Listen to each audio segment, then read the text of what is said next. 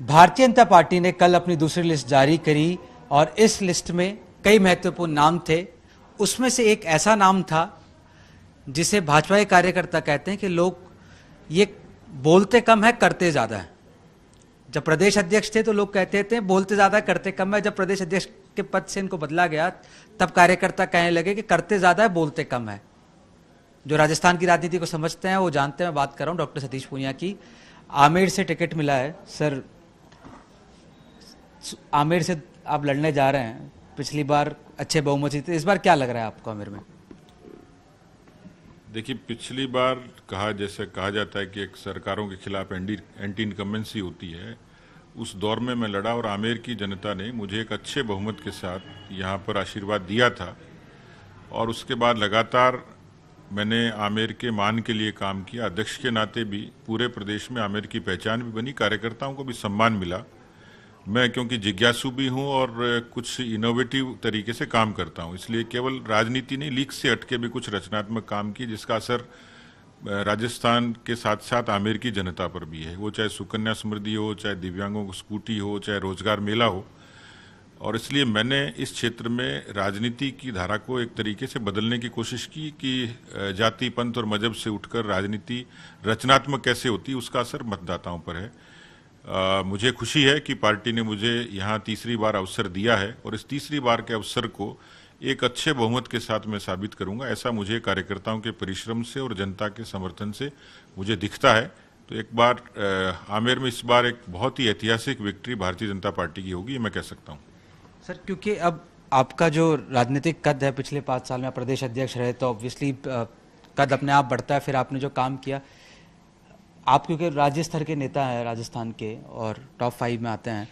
Sir, विरोध हो रहा है बहुत जगह, खास तौर पे बूंदी और चित्तौड़गढ़ में चंद्रभान आक्या के लिए। और कई अंदर खेमे आपके भी पार्टी के बड़े नेता उस फैसले से नाराज हुए। खुद विद्याधर नगर से जो नरपत सिंह राजू ने टिकट नहीं मिला, वो भी बहुत ज़्यादा उत्साहित नजर नहीं आए चुनाव लड़ने के लिए। तो ये कैसे संभालेंगे? बूंदी में लोग सड़क पर इनिशियल विरोध होता है टिकट में जब टिकट नहीं मिलता है, लेकिन ये बूंदी में अशोक डोगरा जी के खिलाफ और फिर चित्तौड़गढ़ में चंद्रभान आक्या जी टिकट बहुत भारी विरोध है। ऐसे visual generally Bharatiya Janata party के लिस्ट के बाद देखने को मिलते नहीं है। देखिए, राजनीति में अपवाद नहीं है, क्योंकि चुनाव 52 से शुरू हुए तो कभी ऐसा हुआ ही नहीं होगा कि ये खेल सहमति, असहमति, विरोध, समर्थन, मतभेद, मनभेद से लेके जिंदाबाद मुर्दाबाद तक भी जाता है। लेकिन कुल मिलाकर भारतीय जनता पार्टी का जो कैरेक्टर है कि वो चीज़ों को समय पर ठीक तरीके से संतुलित कर लेते हैं, पहला पक्ष तो ये है।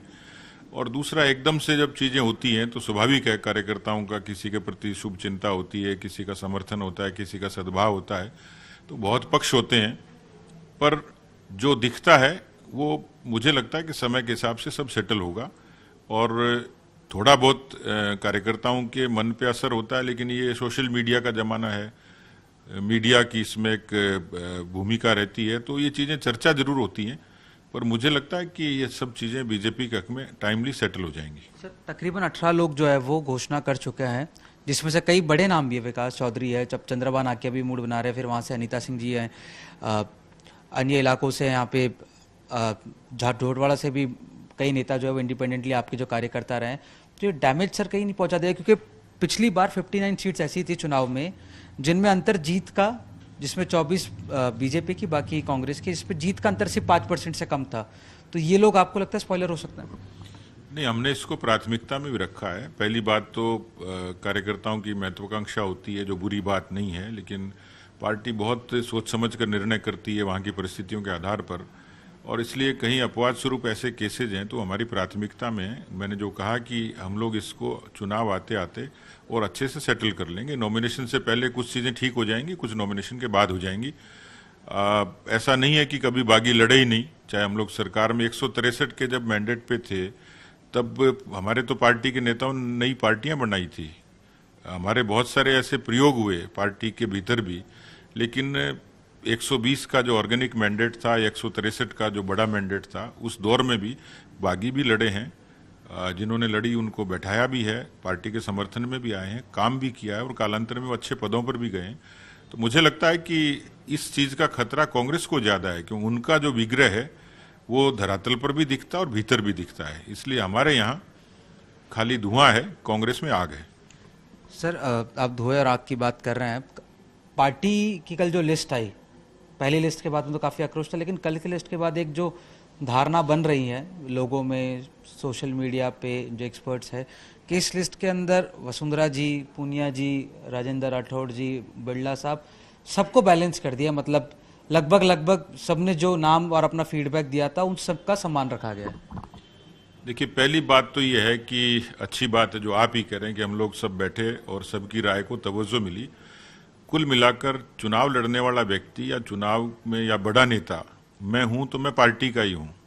वसुंधरा जी हैं तो पार्टी की सम्मानित नेता हैं। पार्टी के दूसरे जो लोग हैं, राठौड़ साहब का जिक्र किया, तो ये सब पार्टी के ही लोग हैं और पार्टी के लिए काम करने वाले लोग हैं। इनकी अपनी एक रेस्पेक्ट है पार्टी के भीतर। एक साथ बैठे, पहली सफलता ये है। संतुलित सूची आई, दूसरी सफलता है। कहीं किसी तरीके का टीम के भीतर कोई गतिरोध और विग्रह नहीं था, ये तीसरी सफलता है। और कुल मिलाकर मुझे लगता है कि हमने आधा काम अच्छे से किया है, तो बाकी काम भी बहुत अच्छे से, खूबसूरती से होगा। इसलिए ये जो सूची है इस पर बहुत मीन मेख नहीं है। एक्सेप्शनली कोई एक दो चीजें छोड़ दीजिए, लेकिन बहुत बैलेंस्ड है। इसमें अनुभव को प्राथमिकता है, जीतने को प्राथमिकता है। तो इसलिए ये सूची ने पार्टी के कार्यकर्ताओं का और जनता के विश्वास को बढ़ाया है कि बीजेपी आ रही है और कांग्रेस जा रही है। सर अब अशोक गहलोत, सचिन पायलट कह रहे हैं कि दोनों में एक दूसरे से मोहब्बत का दौर शुरू हो गया है, कोई बैर नहीं है, बहुत प्रेम है। गहलोत साहब सचिन पायलट के लिए प्रेम बता रहे हैं, सचिन पायलट साहब कह रहे हैं कि अशोक गहलोत साहब के लिए प्रेम है। तो दोनों का प्रेम जो है क्या बीजेपी के लिए कष्ट का कारण बनेगा सर? बकौल राहुल गांधी वो मोहब्बत की दुकान चलाते हैं, लेकिन कांग्रेस की दुकान लूट और झूठ की दुकान है। झूठ पार्टी के भीतर भी बोलते हैं और पार्टी के बाहर भी बोलते हैं। जो पार्टी पिछले 5 वर्षों में अशोक गहलोत और सचिन पायलट के झगड़े का निस्तारण नहीं कर पाई, उन्होंने राजस्थान की जनता का, आवाम का नुकसान किया, उन्होंने खुद की पार्टी का भी नुकसान किया। और इसलिए दिखावे के लिए गलबैयां करें, दिखावे के लिए गुलाब का फूल भेंट करें, मुस्कुराएं, देवताओं के माथा टेकें, लेकिन जो बिखराव कांग्रेस के भीतर अंदरूनी तौर पर हो चुका है, वो मुझे नहीं लगता कि वो किसी तरीके की फोटो के एक मुस्कुराहट से खत्म हो जाएगा। बहुत बड़ा डिजास्टर कांग्रेस में होने वाला है।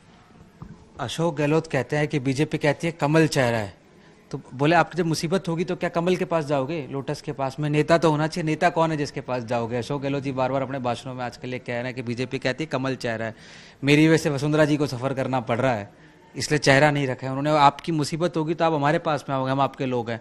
कमल कौन है? देखिए, आज़ादी के आंदोलन में क्रांति के कमल ने एक अलग जगाई थी। भारत की सनातन परंपरा में लक्ष्मी इसी पर विराजती हैं। ये समृद्धि का और शक्ति का प्रतीक है। चुनाव चिन्ह किसी ने रखा होगा तो सोच समझ कर रखा, तो कमल में करामात है, इसलिए कमल का फूल यदि चेहरा है तो मुझे लगता है कि एक बड़ा संदेश प्रधानमंत्री जी ने दिया है। पहला संदेश सामूहिकता का है, और इसलिए अशोक गहलोत जी का चेहरा बहुत जगह दिखता है गुलाबी पोस्टर्स में, लेकिन राजस्थान के लोगों की इच्छाएं उनका चेहरा तो पूरा नहीं कर पाया। चेहरा तो अशोक गहलोत ही हैं। किसान हैरान हैं, नौजवान परेशान हैं, महिलाओं के सम्मान की रक्षा नहीं हुई, रोजगार की जगह रोजगार नहीं मिला, भ्रष्टाचार, तो चेहरा तो उनका था ही। उन्होंने अपने चेहरे से क्या करामात की? इसलिए मुझे लगता है कि उनके चेहरे की जादूगरी की बजाय कमल की करामात काम आएगी। आखिरी सवाल सर, टिकट मिला कल आपको, क्या रिएक्शन था आपकी बेटी का? बड़ा भावुक आपका संबंध है, पिछली बार भी जब पहले आप चुनाव हारे उसके बाद में आपने कहा कि आपकी सबसे बड़ी प्रेरणा आपकी बेटी है और आपके कार्यकर्ता है। क्या कहा कल बेटी ने सर टिकट मिलने के बाद? देखिए, शायद कोई संस्कार है, कोई संयोग है कि मेरी टिकट की पहली सूचना मेरी बेटी ने दी, कि उसके पास जो सूचना आई और उसने मुझे भाग के कहा कि मैं दिल्ली से आया था और घर पे कुछ देर के लिए रुका था, क्षेत्र में निकल रहा था, तो पहली इन्फॉर्मेशन बेटी ने दी। इसका मतलब बेटी की एक कोई आध्यात्मिक ताकत है जो मुझे प्रेरित करती है और मुझे शक्ति देती है। तो ये एक शगुन है कि बेटी की सूचना जीत में तब्दील होगी। क्या सतीश पूनिया अगर बीजेपी आती है तो मुख्यमंत्री बनेंगे? मैं अच्छा संतरी बनूंगा आमेर की जनता का और पार्टी का।